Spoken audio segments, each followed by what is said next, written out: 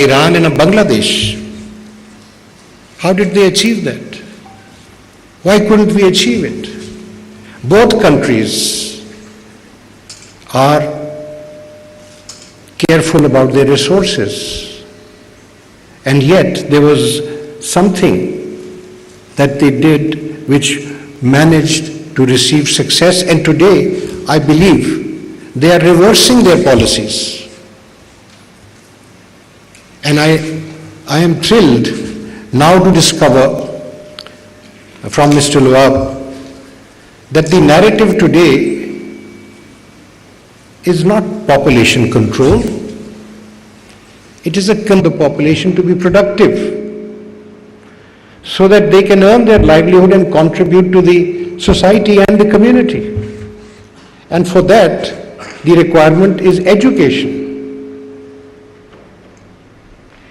But what we need to understand is, how will those goals be achieved? We can't just leave it to the state. The state is already committed with its resources to so many other important priorities. There has to be some other vehicle, some other means of achieving that.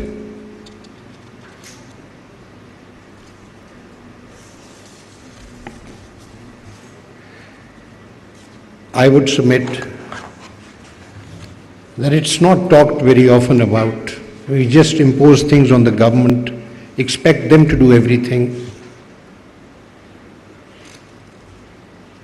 We have to involve the community. We have to involve society in contributing. If you recall the verse from the Holy Quran which was read by Maulana Sahib, it talks about a Muslim's fondness for his wealth and money. It acknowledges that, but it says you must contribute for the poor, for the needy, for those who need help. And above all, in fact, right at the beginning, your relatives. Islam strengthens the bond of the family. We need to reawaken those values. We have become concerned about individualism, about ourselves only. Only a generation ago, all of us, or most of us would remember, that our elders were either supporting or were supported by relatives to get educated. I can say that for my elders. And that was the way forward. What has happened today? But all that I am trying to emphasize is that when we bring in people into the matrix that will be interacting with society and giving them education, giving them skill-based education, empowering them, it will be then that we will see the fruits in other forms, which is managed families, spacing, choices being exercised, women being respected. That is the process that will take place. It is not for the law to enforce that.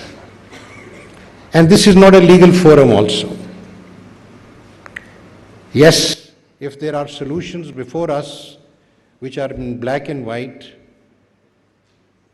we can evaluate their relevance or their propriety or their sufficiency for addressing an issue of rights or for enforcement of rights. But we cannot devise these solutions. It will be people like yourselves who will have to come forward. The time today requires the people of Pakistan to come forward and solve and to offer solutions to the state.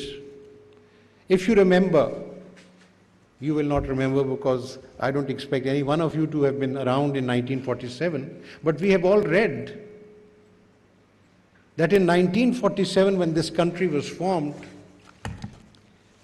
it had no finances. The partition of India had resulted in no finances being given to us. And do you know who funded the country? It was all private funds. And within 4 years, I read that Pakistan was giving a loan to Germany. In 1971, I read somewhere that Pakistan gave a loan to China. Why? How was it accomplished? It was accomplished because the people of Pakistan felt responsible.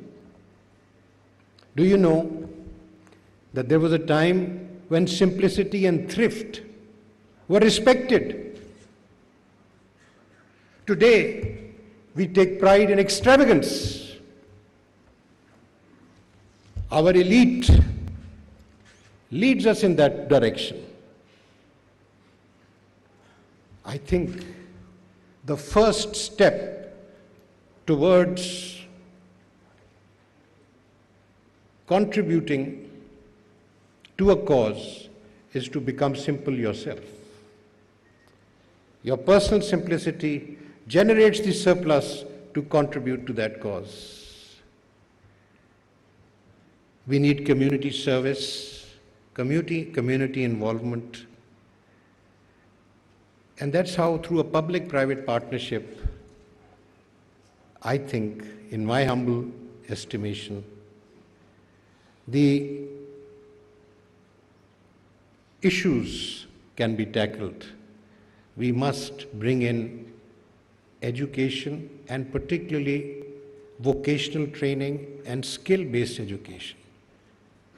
In my youth, I remember when we traveled from Lahore to Peshawar, there were at least 24 vocational training centers on the highway. Today we see none. Where have they gone? You see, these are things we must go back to, the simple solutions. And our lives and our requirements and needs must be simplified. I don't want to give examples of where, as a citizen, I feel waste is taking place, because that is unnecessary. It's an attitude we must adopt. And I think that during the course of today and tomorrow, inshallah, we will find suggestions that will be useful. These are suggestions, as far as I'm concerned, which will occupy my mind and generate ideas on how I have to protect rights of the people who come to us. If we have one job, and for that there are 1,000 applicants. And do you know, litigation comes up right up to the Supreme Court for how those jobs are to be assigned or allocated or given to applicants. That we have to overcome. We have to create opportunities, we have to create talent and skill so that our population not only provides the services required in Pakistan, but also answers the requirements of jobs abroad. To say that we should reduce our population because it's a strain on resources is wrong. In the 70s, I remember, there was a new initiative. I was a young boy then, but I would read about it, a new initiative for labor to be exported to the Middle East. And that labor was contributing funds to its family, and they were able to run businesses, and they were able to grow and so forth. It was a remarkable experiment. And to this day, that cycle continues, but it has diminished because the level of skills has not improved. I may be getting rather extensive in my submissions. I want to thank you all for being present with us. I welcome this opportunity because I will be learning from here. Judges need to interact with ideas. We need to understand what are the needs of people and what are the needs of society, and what they are thinking, what the people are thinking, what our intellectuals are thinking. I look forward to a wonderful discourse. And at the end, I thank the Law and Justice Commission, supervised by the fantastic 3-member committee of judges who showed us their managerial and administrative skill. It's very impressive. I congratulate them.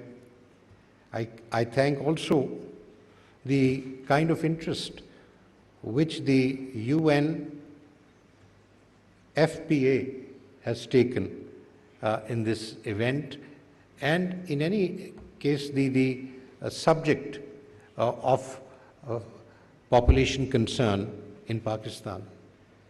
The government of Pakistan has been helpful as always, which is also appreciated. Thank you very much.